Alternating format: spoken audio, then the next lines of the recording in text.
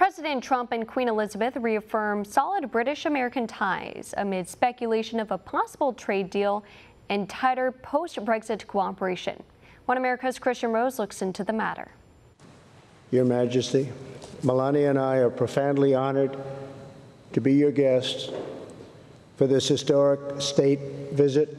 President Trump highlights deep ties between the US and Britain at the official state banquet with Queen Elizabeth and top UK officials. Speaking at Buckingham Palace Monday, the president focused on the joint British-American effort in the World War II. He says the strategic partnership is particularly relevant as both nations are facing new challenges today. This evening, we thank God for the brave sons of the United Kingdom and the United States who defeated the Nazis and the Nazi regime and liberated millions from tyranny.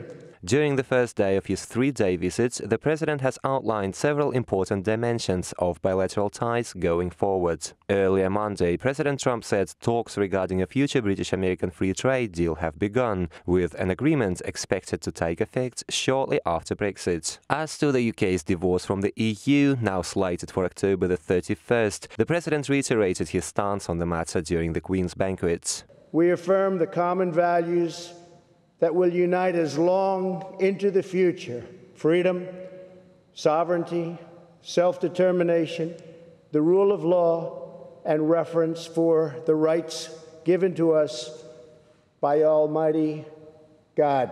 Meanwhile, British Conservatives are set to elect their new party leader, who will also succeed Theresa May as the UK Prime Minister. Former London Mayor and Foreign Secretary Boris Johnson is seen as the top contender for the job. If I get in, we'll come out deal or no deal on October the 31st. That we can do it if we really want to. And that's the only way, actually. President Trump says he hopes to meet with Johnson during his visit, along with Britain's latest sensation, Nigel Farage, who is now leading the UK fraction in the European Parliament after winning last month's EU election in a landslide. Well, I may meet with him. He's been a friend of mine. He's been very nice. I have a very good relationship with him.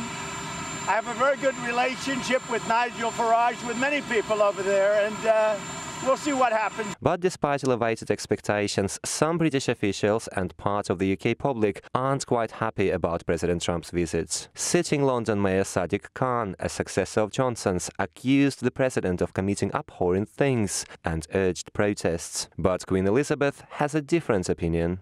Mr. President, I'm delighted to welcome you and Mrs. Trump to Buckingham Palace this evening. The president's state visit is set to culminate in D-Day commemorations on June the 6th, together with Prime Minister May and French President Emmanuel Macron. Kristian, Rouz, One American News.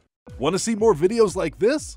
Click on the link below and subscribe to One American News on YouTube. And call your cable provider and kindly demand that One American News is added to your lineup. Call and subscribe today.